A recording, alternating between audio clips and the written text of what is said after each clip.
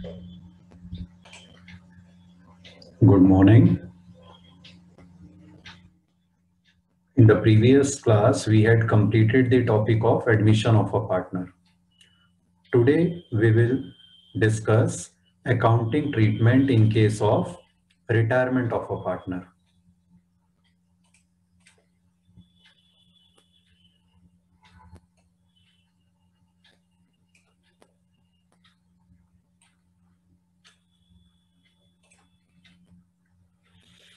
Retirement of a partner means when one partner is leaving the partnership, and any partner can leave the partnership at any time. A partner may retire from a firm if there is an agreement to that effect, or all partners agree to retirement, or the partnership is at will by giving a written notice to remaining partners of decision to retire. Now, although legally the provision is that a partner may retire only if all partners agree, but practically this does not seem sensible. अगर कोई partner partnership छोड़ना चाहता है तो बाकी partners को उसे रोकना नहीं चाहिए, किसी को भी। क्यों? बिकॉज अगर उसे फोर्सिबली या प्रेशराइज करके या लीगली कंपेल करके रोका जाएगा पार्टनरशिप में, तो ऑब्वियसली वो पार्टनर फिर मन लगा के काम नहीं करेगा, और फिर हो सकता है उसके पार्टनरशिप में रहने से फर्म को फायदा कम हो, नुकसान ज्यादा हो। Same thing applies everywhere. कई ऑर्गेनाइजेशंस अपने एम्प्लॉइज को बॉन्ड फिल करवाती हैं कि अगर आप लेट अस से 2 साल 3 साल से पहले जॉब छोड़ोगे हमारी कंपनी की, तो आपको 5 लाख रुपीस कॉम्पेंसेशन पे करना पड़ेगा, और something like that. Even that is wrong. तो एम्प्लॉयर का इस तरह का बॉन्ड भरवाना एम्प्लॉय से, वो भी गलत है।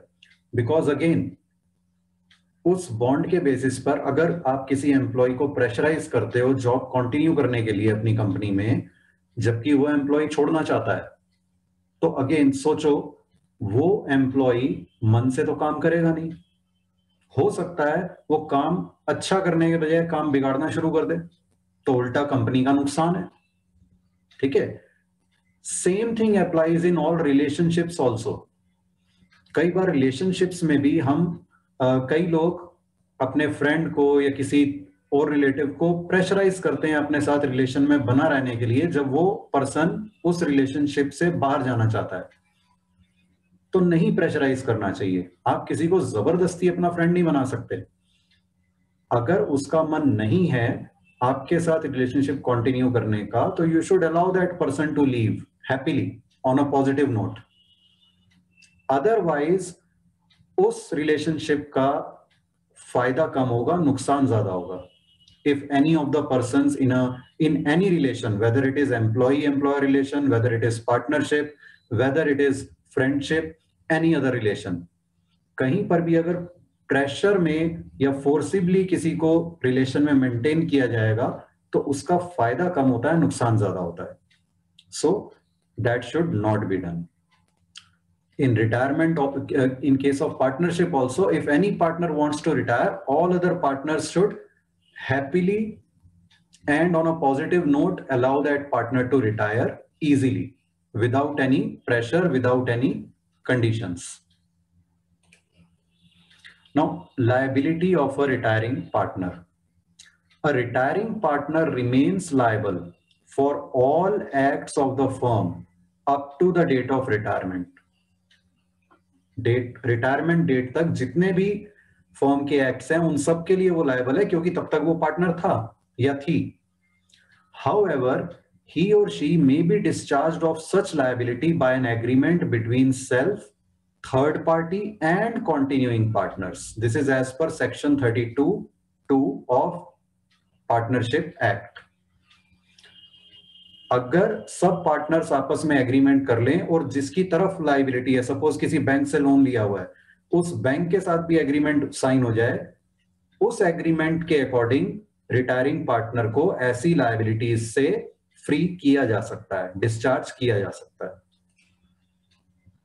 A retiring partner also continues to be liable to third parties for the acts of firm even after retirement until a public notice of retirement is given. This is section 32(3).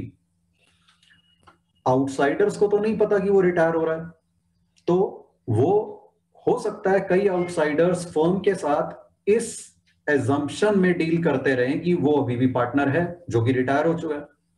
तो इसलिए ये provision रखी गई है कि जब तक public notice नहीं दिया जाएगा रिटायरमेंट का, तब तक even after retirement a partner will remain liable for the acts of the firm even after retirement.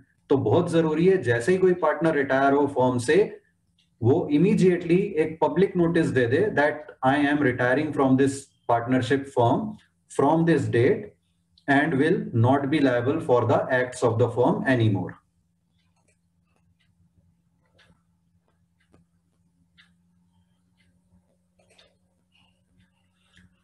Now, whenever a partner retires, again, there will be some change in the profit sharing ratio.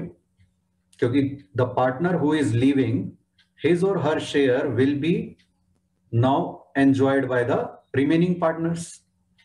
So let's see this illustration. Abhishek, Deepika and Radhika are partners sharing profits in the ratio of 3:4:3. Radhika retires. Calculate new profit sharing ratio and gain or sacrifice of each partner in following cases. इस case में जो retire हो रहा है उसका तो sacrifice होगा, जो रिमेनिंग पार्टनर है जिनको उसका शेयर मिलेगा उनका गेन हो जाएगा. Case A, no other information given. Case B, 1/3 of Radhika's share goes to Abhishek, remaining to Deepika. Case C, 2/10 profit share from Radhika's goes to Abhishek and remaining to Deepika. Let's do this.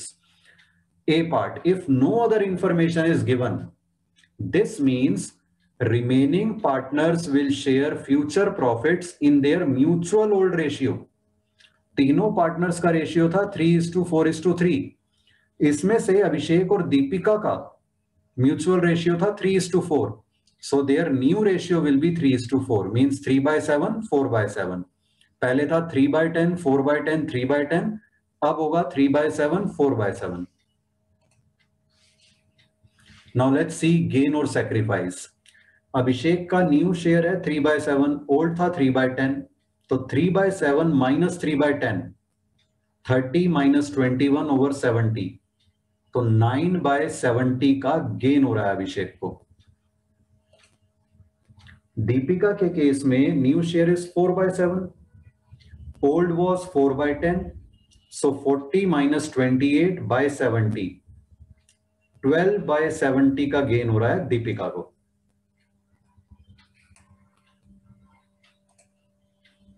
Radhika is retiring, सो उसका sacrifice है, अपना share sacrifice करके जा रही है, वो 3/10.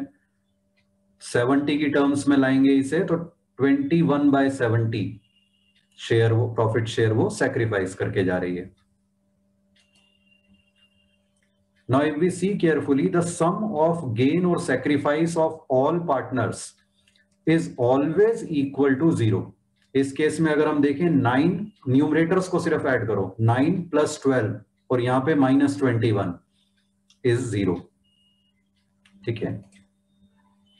If no specific information about gain और sacrifice is given, gaining ratio is same as old ratio. देखो गेन कितना है, अभिषेक का 9, दीपिका का 12, सो 9:12. 9:12 को हम सिंप्लीफाई करें तो 3:4, which was their old mutual ratio of the continuing or remaining partners. ठीक है.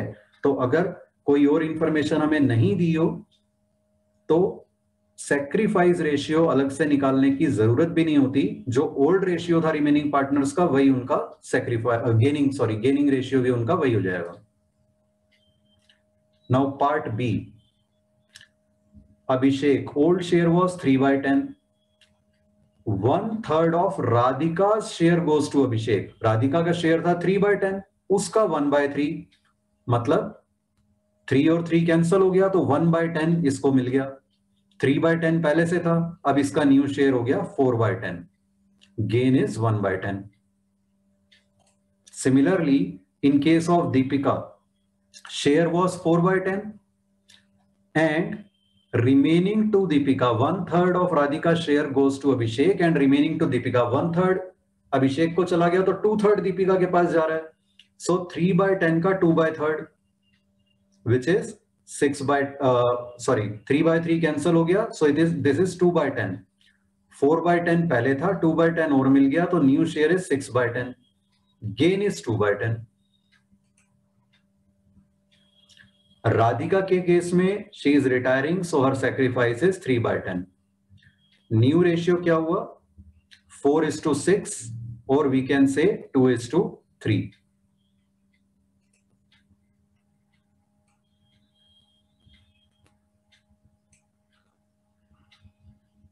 Now case C.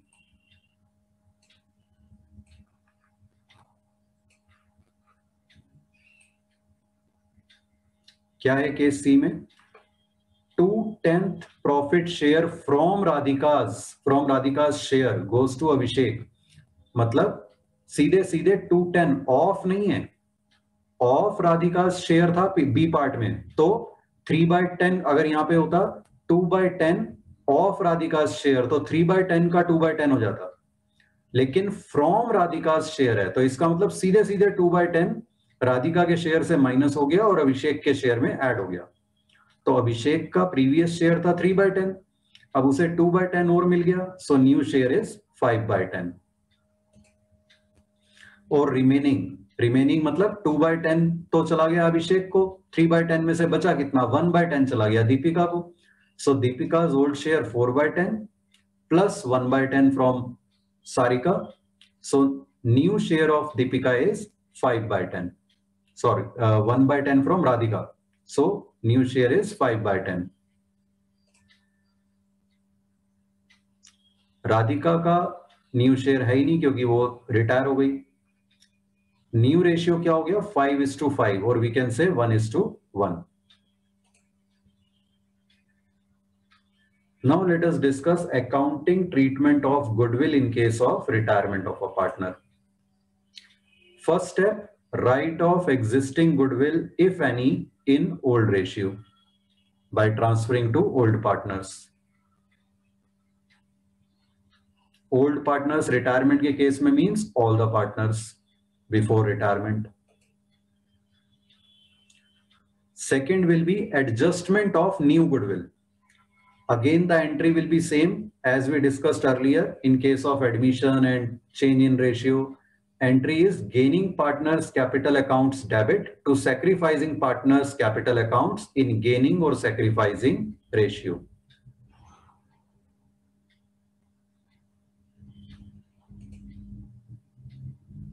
Hidden goodwill. If the value of goodwill is not given, retiring partner's share of goodwill is calculated as the difference between the amount being paid to him or her minus his or her adjusted capital.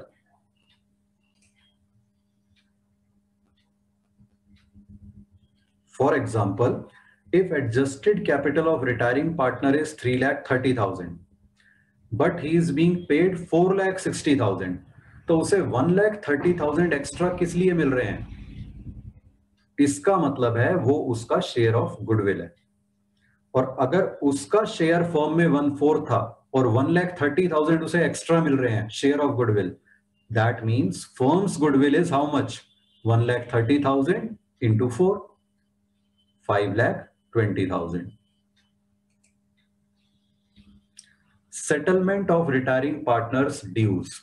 Retiring partner के जो dues होंगे मतलब उसकी जो adjusted capital balance होगा after all adjustments, after revaluation, after all other adjustments, उसमें से जितना पोर्शन हमें दिया हुआ है कि इमीडिएटली पे हो रहा है तो बैंक हो जाएगा. Remaining amount will be transferred to retiring partners loan account. So the entry becomes retiring partners capital account debit to bank account amount being paid immediately, and to retiring partner's loan account, the amount which is to be paid later on. If any amount transferred to partner's loan account, means which has not been paid immediately, then following entries are also required repeatedly till the amount is completely paid, क्योंकि उस पे interest भी मिलेगा फिर उसे, तो interest की entry और लोन और इंटरेस्ट की पेमेंट की एंट्री भी आएंगी हर साल जब तक पूरा लोन पे नहीं हो जाता, रीपे नहीं हो जाता. First entry is interest account debit to retiring partners loan account with interest on loan due. Interest calculate करते हुए ये ध्यान रखना होगा कि जितना लोन आउटस्टैंडिंग है, मतलब जितना अमाउंट अभी तक पे नहीं हुआ है, उस पर इंटरेस्ट कैलकुलेट होगा. ठीक है, तो मतलब इंटरेस्ट का अमाउंट धीरे धीरे कम होता जाएगा जैसे जैसे लोन रीपे होता जा रहा है. And second entry, retiring partners loan account debit to bank account. Loan amount plus interest amount जितना उसे पे किया उस अमाउंट के लिए ये एंट्री आ जाएगी.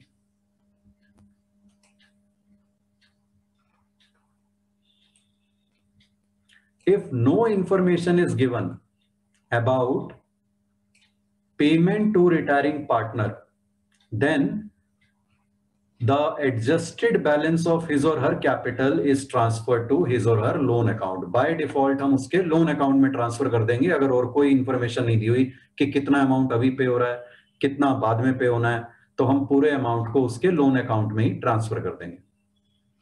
Now let's see this illustration 2. Pawan, Rishabh and Sanchit were partners sharing profits in the ratio of 2:3:5. Rishabh retired from the firm on 31st March 2020. His adjusted capital was 3,60,000. He is to be paid in 4 equal annual installments. So 3,60,000 को 4 equal installments में देना है, तो 3,60,000 by 4, that means per instalment will be ₹90,000 along with interest at 10% per annum. First installment to be paid on his retirement date. पहली instalment तो retirement date पे ही पे हो जाएगी, बाकी की 3 इंस्टॉलमेंट्स 1-1 साल के गैप में पे होंगी. Show Rishabh's loan account.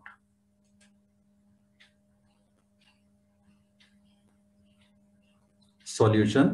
Since first installment of 90,000 is paid on retirement date, the remaining amount is transferred to loan account. मतलब 90,000 तो उसे immediately पे हो गए, तो Rishabh's capital to bank account हो जाएगा 90,000. तो remaining 2,70,000 will be transferred to his loan account.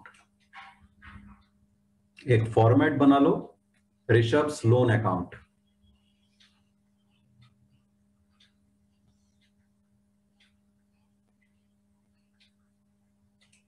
इसमें ऋषभ के कैपिटल से ट्रांसफर हुआ. जर्नल एंट्री क्या होगी? Rishabh's capital account debit to Rishabh's loan account 2,70,000. तो लोन अकाउंट में आ गया 31st March 20 by Rishabh's capital account 2,70,000. फिर ईयर एंड में उस पे इंटरेस्ट 10% पर एनम. 2,70,000 का 10% हुआ 27,000. Entry is interest on loan to Rishabh's loan account. तो यहां पर आ गया बाय इंटरेस्ट अकाउंट 27,000. अब उसकी पेमेंट कर देंगे. किसकी? 90,000 की जो लोन की इंस्टॉलमेंट पे करनी है प्लस 27,000 इंटरेस्ट. ठीक है, एक बार फिर से पढ़ते हैं. He is to be paid in 4 equal annual installment. पहली इंस्टॉलमेंट तो रिटायरमेंट पे ही मिल गई उसे. रिमेनिंग 90,000 की 3 instalments along with interest at 10% per annum. तो इंटरेस्ट हुआ 27,000. अभी 90,000 प्लस 27,000 पहली इंस्टॉलमेंट बनी 1,17,000 की. So 31st March 21 to bank account 1,17,000. और अब बैलेंस कितना बचा लोन में? 1,80,000. To balance carried down. इसके बाद टोटल लिख लो दोनों साइड. और फिर क्रेडिट साइड पे 1 अप्रैल 21 bye balance brought down 1,80,000. Now interest will become due on this 1,80,000 next time. So 31st March 22 by interest account 18,000 और 90,000 में ये 18,000 ऐड करके नेक्स्ट इंस्टॉलमेंट की पेमेंट होगी 1,08,000. So 31st March 22 to bank account 1,08,000. अब balance कितना बचा लोन अकाउंट में 90,000. Balance carried down brought down.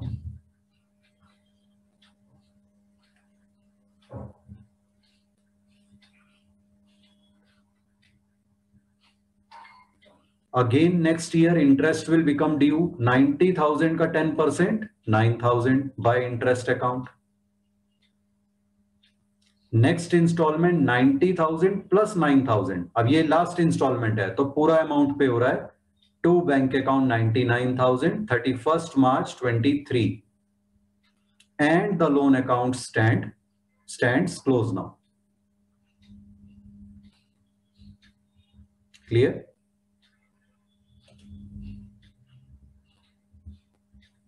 You will attempt questions 1 to 8 from the book now. Now let us discuss adjustment of capital. If the partners' capitals are to be adjusted in profit sharing ratio, then and no basis is given in the question on what basis they are to be adjusted, then we will take total capital of the new firm as total of adjusted capitals of continuing partners, or we can say of remaining partners.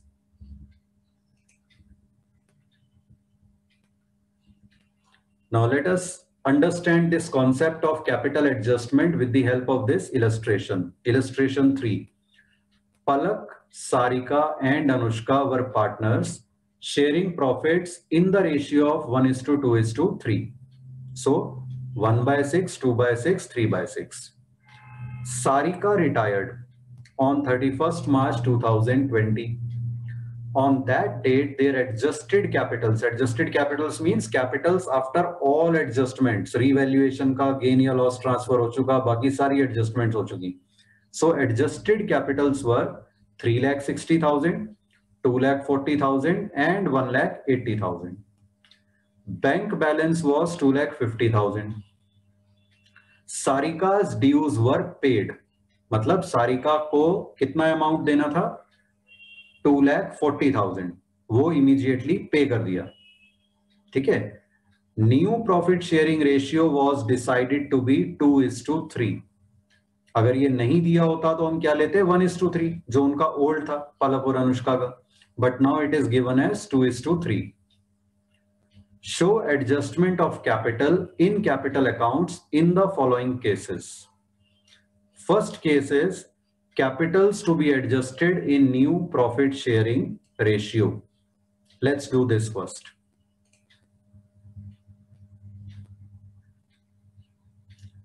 Total capital of the new firm will be 3,60,000 जो पलक की adjusted capital है plus 1,80,000 जो अनुष्का की adjusted capital है, क्योंकि सारिका तो retire हो रही है, उसकी कैपिटल रहेगी नहीं बिजनेस में. ठीक है. So this will be the total capital of new firm. Adjust C total of adjusted capitals of continuing partners. तो ये आ गया 5,40,000. इसे जब हम डिवाइड करेंगे न्यू रेशियो में पलक और अनुष्का के 2:3 तो अमाउंट आ जाएगा 2,16,000 एंड 3,24,000. कैपिटल अकाउंट का फॉर्मेट बना लो. ठीक है. अमाउंट कॉलम 3 में डिवाइड होगा पलक, सारिका, अनुष्का.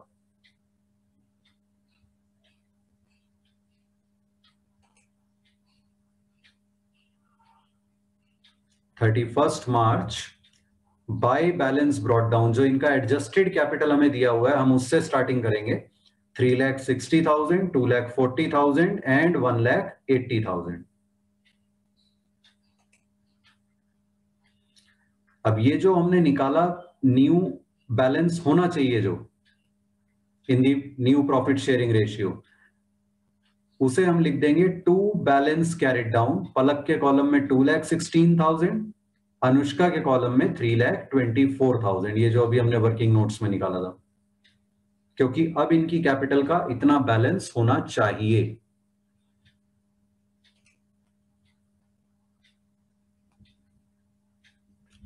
फिर हम क्लोजिंग करेंगे। पलक के कैपिटल में ऑलरेडी 3,60,000 का अमाउंट है, चाहिए 2,16,000, तो डिफरेंस 1,44,000 टू बैंक अकाउंट हो जाएगा। Means she will withdraw this much amount. Sarika की पेमेंट तो होनी ही है इमीडिएटली, हमें क्वेश्चन में दिया हुआ है, तो सारिका के कॉलम में 2,40,000 बैंक के आगे।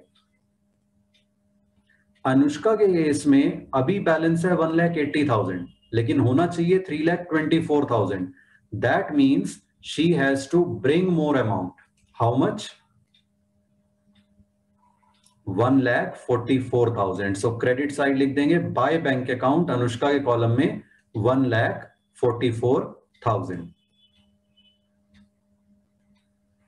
फिर टोटल लिख देंगे दोनों side, 3,60,000, 2,40,000, 3,24,000, and then we will write balance brought down. Remember balance brought down में सिर्फ पलक और अनुष्का का आएगा, क्योंकि सारिका की फुल पेमेंट हो चुकी है। Is it clear? Now second case, amount to be given to Sarika was brought by Palak and Anushka such that capitals adjusted in new profit sharing ratio।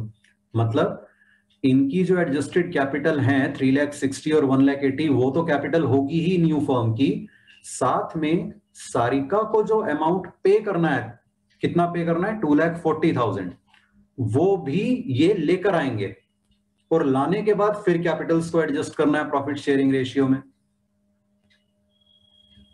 तो पहले वर्किंग नोट्स लिखते हैं।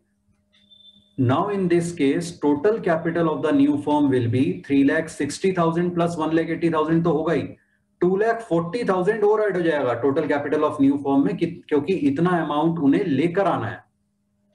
ठीक है, और ये अमाउंट लाने के बाद इस तरह से लाना है कि कैपिटल्स उनकी प्रॉफिट शेयरिंग रेशियो में भी हो जाए। Total capital of new firm 3,60,000 plus 2,40,000 which they have to bring plus 1,80,000 equals rupees 7,80,000। First thing, अब इसको डिवाइड करेंगे न्यू रेशियो में 2:3 में, तो amount comes 3,12,000 for Palak and 4,68,000 for Anushka. अब कैपिटल्स का फॉर्मेट फिर से बना लो कैपिटल अकाउंट का।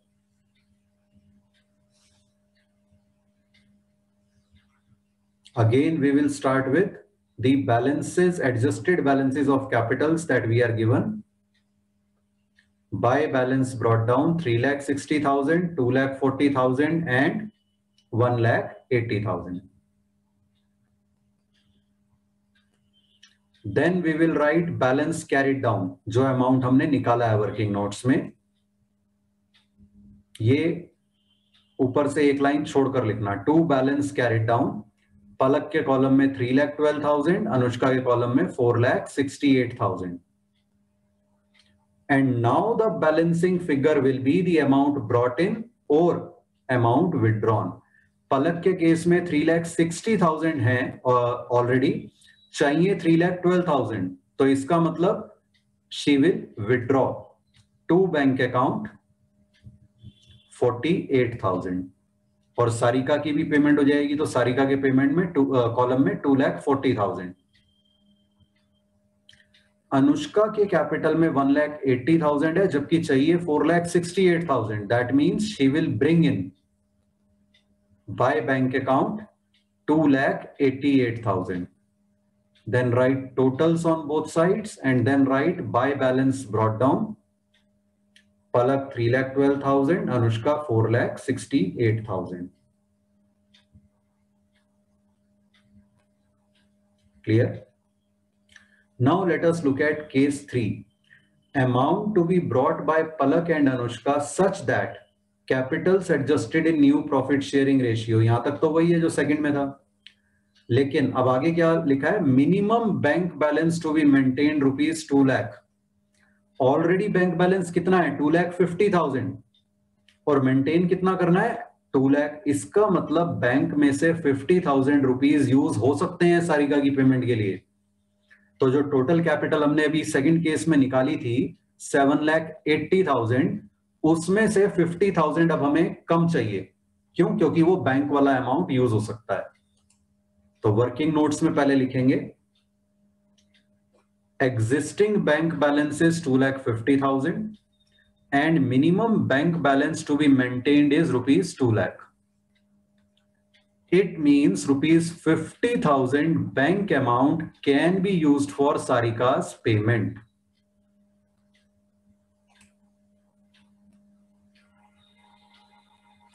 Total capital of the new firm is 3,60,000 plus 2,40,000 plus 1,80,000. यहां तक तो सेकंड केस में भी किया था, बट माइनस 50,000, क्योंकि 50,000 बैंक बैलेंस में से यूज हो जाएगा सारिका की पेमेंट के लिए, तो उतना अमाउंट पलक और अनुष्का को लाने की जरूरत नहीं है। So total capital of new firm is ₹7,30,000 divided in new ratio of 2:3. Palak 2,92,000 and Anushka 4,38,000. फिर से फॉर्मेट बना लो कैपिटल अकाउंट का।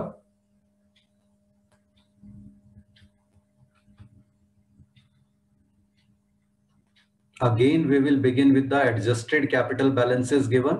So by balance brought down 3,60,000, 2,40,000, 1,80,000. Then we will write balance carried down after leaving 19, जो हमने working notes में निकाला है 2,92,000 and 4,38,000 Palak and Anushka. Now if we see Palak's capital already is 3,60,000, required is 2,92,000. That means she will withdraw to bank account 68,000. ये जो balancing figure आ रही है पलक की डेबिट साइड पे आ रही है, सारिका की पेमेंट होनी है, तो इसलिए सारिका के कॉलम में 2,40,000 बैंक के आगे। अनुष्का के केस में क्रेडिट में 4,38,000, डेबिट में 4,38,000 है, क्रेडिट में 1,80,000 है। So balancing figure is coming on credit side 2,58,000 means she will bring this much amount by bank account 2,58,000. Write totals on both sides, then write by balance brought down. Palak 2,92,000, Anushka 4,38,000. Now let us see the fourth point, fourth case. Amount to be brought by Palak and Anushka such that capitals adjusted in new profit sharing ratio, यहां तक वही second case वाला है. Minimum bank balance to be maintained is ₹3 lakh. ये difference है. Already bank balance 2,50,000 है, maintain करना है 3 लाख, मतलब 50,000 बैंक बैलेंस के लिए भी और लाने हैं इन्होंने. 2,40,000 तो जो सारिका को पे करना है वो लाना है, प्लस 50,000 और लाने हैं बैंक बैलेंस बढ़ाने के लिए. So working notes, existing bank balance is ₹2,50,000 and minimum bank balance to be maintained is ₹3 lakh. It means ₹50,000 more is to be brought by Palak and Anushka. So total capital of the new firm now will be 3,60,000 plus 2,40,000 जो सारिका को पे करना है, plus 1,80,000 Anushka की adjusted capital, plus 50,000 जो इन्हें और लाने हैं बैंक बैलेंस को 3 लाख पे लाने के लिए. So total capital of the new firm is ₹8,30,000. Again make format of capital account. इस 8,30,000 को न्यू रेशियो में डिवाइड किया 2:3 में, तो पलक का अमाउंट आ रहा है 3,32,000, अनुष्का का 4,98,000.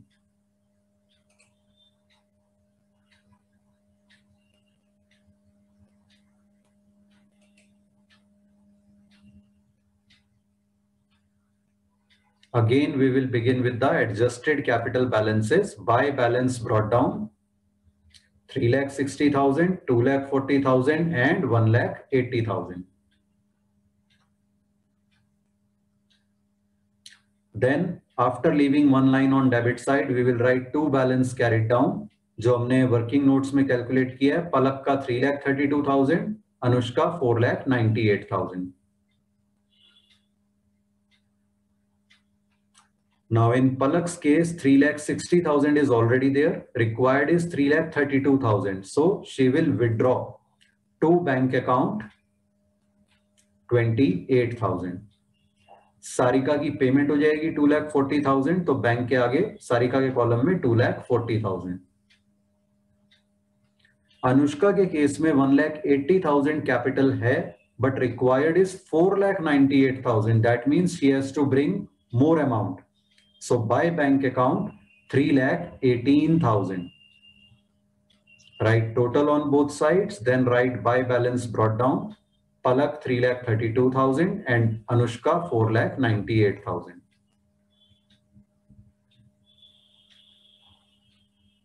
I hope the accounting treatment of capital adjustment, all types of cases is clear now.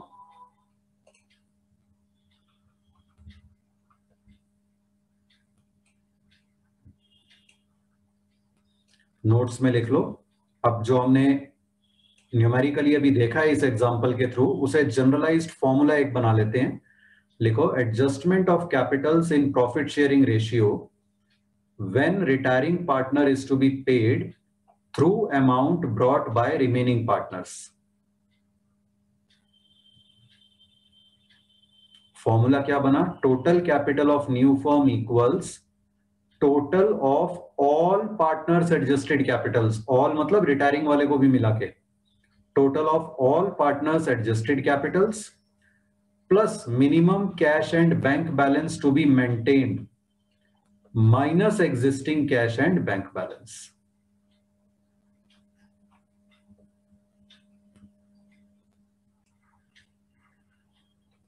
We stop over here for today. Thank you.